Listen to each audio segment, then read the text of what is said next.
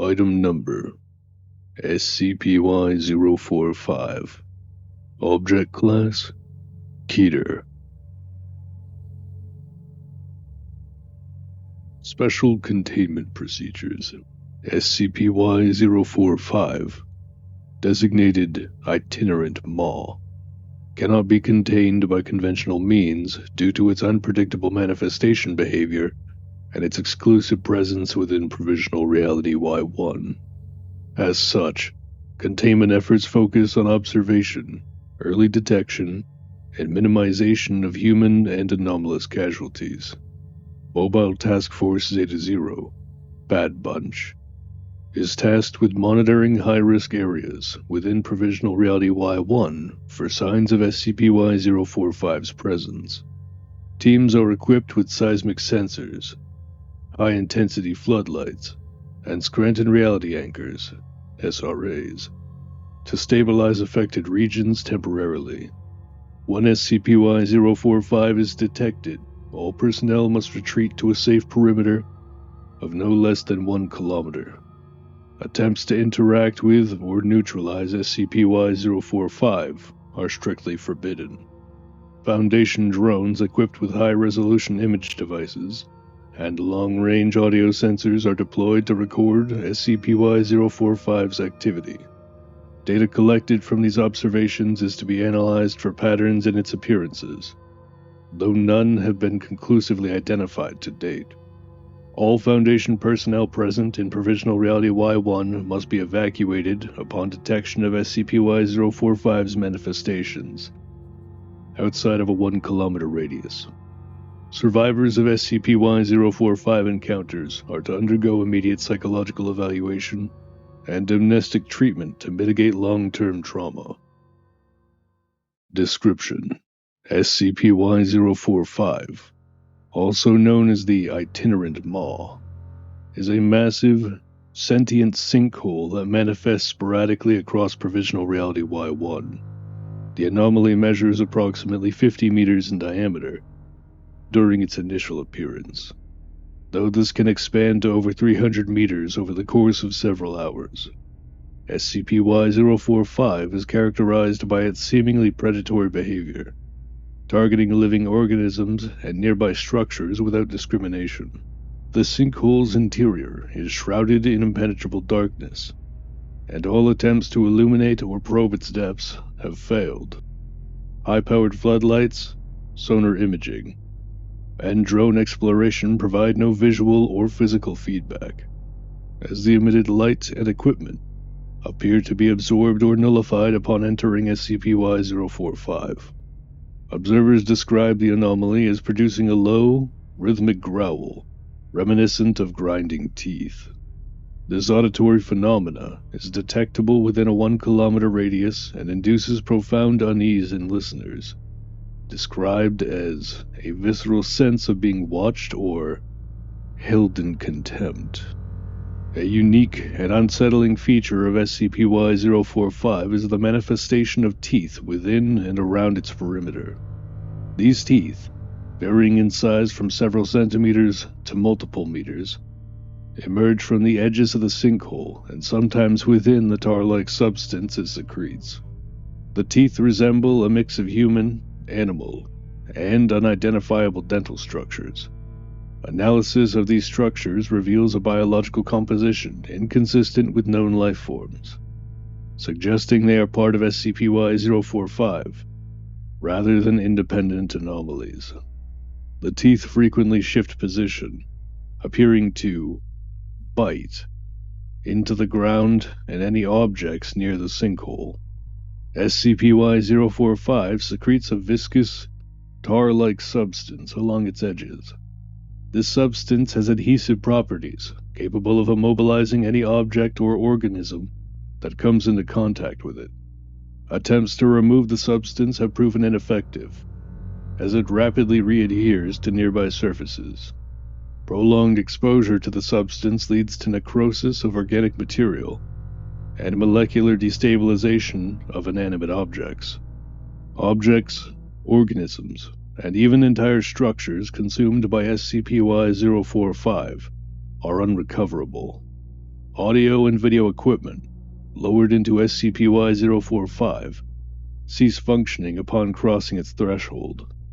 Analysis of recovered fragments from its periphery suggests the anomaly operates as a dimensional or spatial distortion, though its ultimate destination remains unknown. Behavior and manifestation patterns.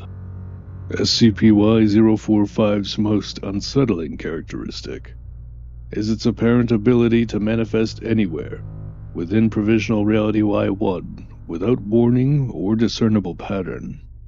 Manifestations are often sudden, with SCP-Y-045 materializing in the center of desolated regions, barren landscapes, or areas of anomalous activity, with no known limitations. These appearances exhibit no consistent migration pattern, time frame, or environmental preference, complicating efforts to predict or preempt its activity. Reports indicate that SCP-Y-045 often remains stationary for a period ranging from several hours to multiple days. During this time, it gradually expands its diameter, consuming everything within its reach. The presence of its teeth becomes more pronounced as its size increases, with larger and more numerous teeth appearing near its edges, and occasionally within the sinkhole itself. Witnesses report seeing the teeth moving subtly, as if grinding or gnashing in anticipation.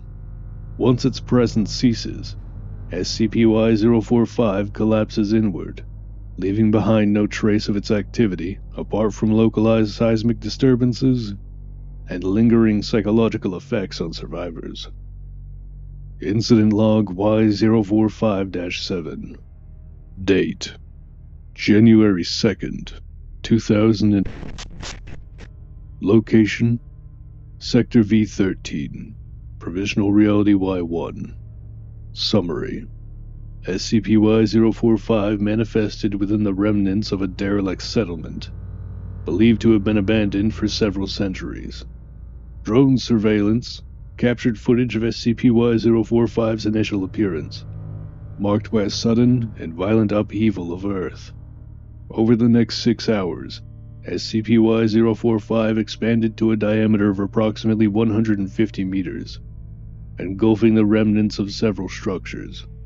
Notably, several anomalous entities native to Provisional Reality-Y-1 attempted to flee SCP-Y-045 as it was expanding, only to be ensnared by the adhesive substance secreted along its edges.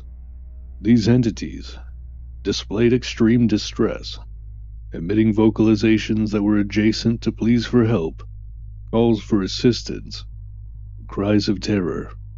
Audio analysis revealed overlapping voices originating from SCP-Y-045's interior, though the source remains unidentified. More research is ongoing into this phenomena. During the final stage of this manifestation, large, jagged teeth began to emerge from the ground surrounding SCP-Y-045. Witnesses reported these teeth shifting positions and clamping shut on debris and fleeing entities. SCP-Y-045 dematerialized roughly 12 hours later, leaving no trace of the settlement or the consumed entities. Theoretical analysis.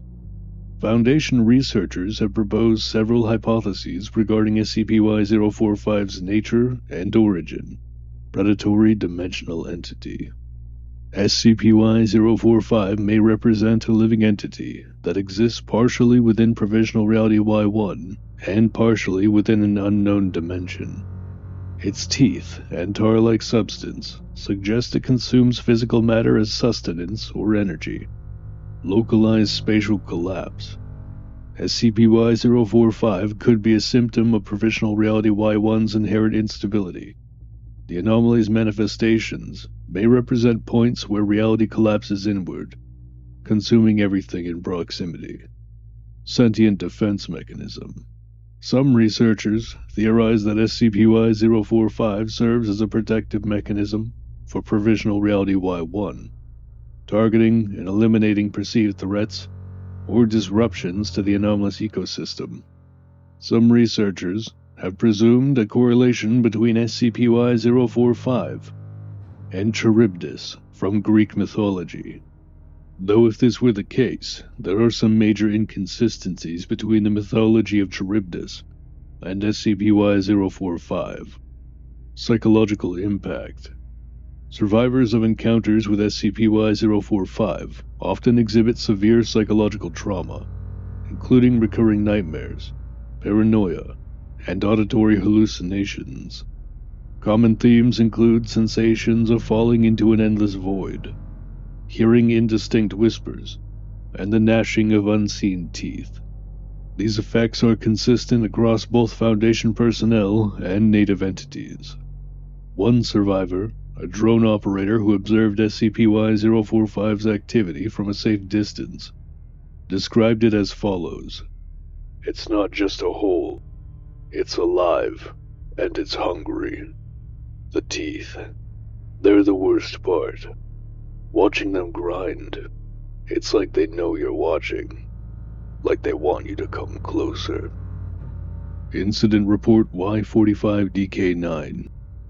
Date: January 14th, 2000. Overview. The following is an audio log recorded by Dr. Stearns, head researcher of SCP-Y-010, Death Knell. It details the final mission of Mobile Task Force Zeta-Zero Dramatic Duos, Operative Mitch Murdoch, and his SCP-Y-003 instance partner, designated SCP-Y-003 Beta, referred to by the codename Argo. The report chronicles their patrol through Sector M6, within Provisional Reality-Y-1, an encounter with an SCP-Y-002 instance, and the culminating events leading to their untimely deaths, as foretold by SCP-Y-010. Subject details. Operative name, Mitch Murdoch. Role, MTF Zeta-Zero Operative, specializing in reconnaissance. Anomalous partner, SCP-Y-003 Beta, Argo. Role, Enhanced Combat Unit, providing physical and reality warping support.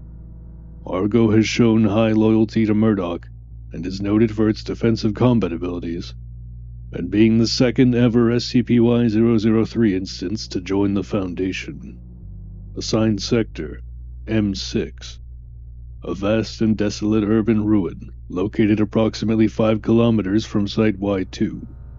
Sector M6 is classified as a high-priority zone due to its proximity to the SCP-Y-001 portal, requiring frequent patrols to mitigate incursions and secure the perimeter.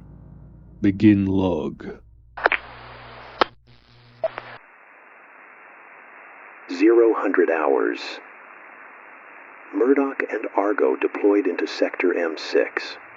The sector's typical environment consisted of collapsed skyscrapers, scorched vehicles, and eerie silence. Argo's tentacles glimmered faintly as it scanned the ruins for potential threats, while Murdoch maintained radio contact with Site Y2. 45 hours. The pair encountered an SCP-Y2 instance near a derelict subway entrance.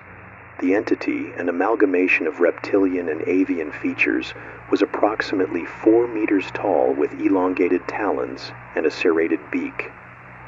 Murdoch and Argo engaged the entity immediately. Combat summary. Argo utilized its tentacles to entangle the SCP-Y-002 instance, countering its rapid strikes and disorienting movements. Murdoch supported with precision shots, targeting its legs to immobilize it. Despite its aggression, the SCP-Y-002 instance was subdued within 5 minutes, with Argo delivering the killing blow by crushing its torso. The remains were tagged for retrieval by recovery teams. 1:15 hours.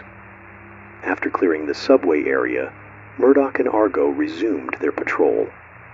Both exhibited high morale, with Murdoch commending Argo on its performance. The bond between the two was evident as they seamlessly coordinated their movements and displayed mutual trust. 02:30 hours. Murdoch reported feeling a strange vibration beneath his feet. Argo paused, its tentacles curling defensively. The vibrations grew stronger, accompanied by a low, guttural sound resembling colossal teeth grinding together. Murdoch described the noise as unnatural and deeply unsettling, noting that it seemed to emanate from multiple directions. 02:40 hours. The pair identified cracks forming in the ground, leaking a viscous tar-like substance. Argo attempted to stabilize the area using its reality warping abilities, but the substance resisted manipulation. Murdoch's radio communications with Site-Y-2 became distorted, with intermittent static and garbled voices interrupting their connection. 02:50 hours. The grinding noise intensified as the ground beneath them began to collapse, revealing the edges of SCP-Y-45. Teeth of varying sizes, some as small as a human molar, others as large as an automobile, protruded from the rim of the sinkhole. Murdoch and Argo, now fully aware of the anomaly's identity, attempted to retreat. 0300 hours. SCP-Y-45's tar-like substance ensnared Argo's lower tentacles, severely hindering its mobility. Murdoch fired repeatedly at the substance, but the bullets had no effect. Argo, using its remaining free tentacles, managed to lift Murdoch to a higher platform above the encroaching maw. 0310 hours. SCP-Y-45 expanded rapidly, consuming nearby structures and drawing the platform closer to its center. Murdoch and Argo coordinated a desperate escape attempt, with Argo propelling Murdoch forward, using its tentacles while simultaneously anchoring itself against the pull of the anomaly. 0320 hours. Despite their efforts, SCP-Y-45's gravitational pull overwhelmed them. Argo, entangled in the tar-like substance, used its remaining strength to launch Murdoch away from the sinkhole. Murdoch landed safely on a nearby ledge but refused to abandon his partner. 0325 hours. As Murdoch attempted to reach Argo, the ledge beneath him crumbled, sending him tumbling into SCP-Y-045's maw. Both operatives were consumed, and all monitoring equipment ceased transmission. Attempts to create a death knell from Argo have proved futile. Research is underway to discern if this is due to a limitation in SCP-Y-10's abilities, or if Argo somehow still resides among the living.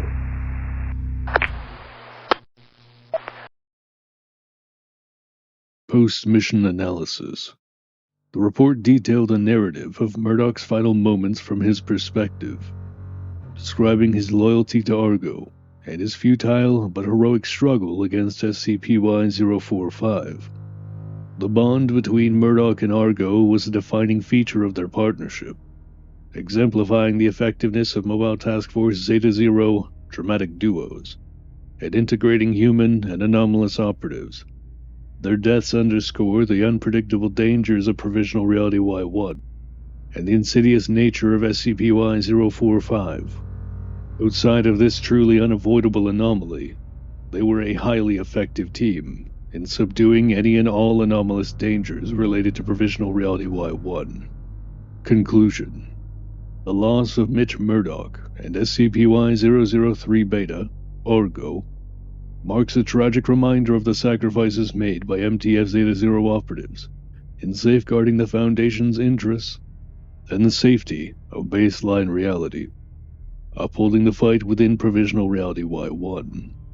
Their unwavering dedication and teamwork will serve as a standard for future operatives.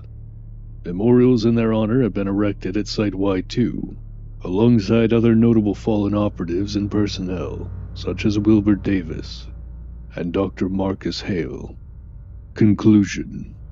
SCP-Y-045 remains one of the most enigmatic and terrifying anomalies encountered within Provisional Reality-Y-1. Its ability to manifest without warning, combined with its predatory characteristics and the appearance of its unsettling teeth, mimicking a maw, make it a significant threat to both Foundation operations and the anomalous ecosystem. Research into SCP-Y-045's nature continues, though containment remains an unattainable objective. Personnel operating within Provisional Reality-Y-1 are reminded that vigilance and avoidance are the only effective means of mitigating its threat. This is Director Waller, signing off on another report at Site Y1. I hope you'll consider subscribing to stay up to date with our latest findings. I eagerly look forward to having your audience in future reports.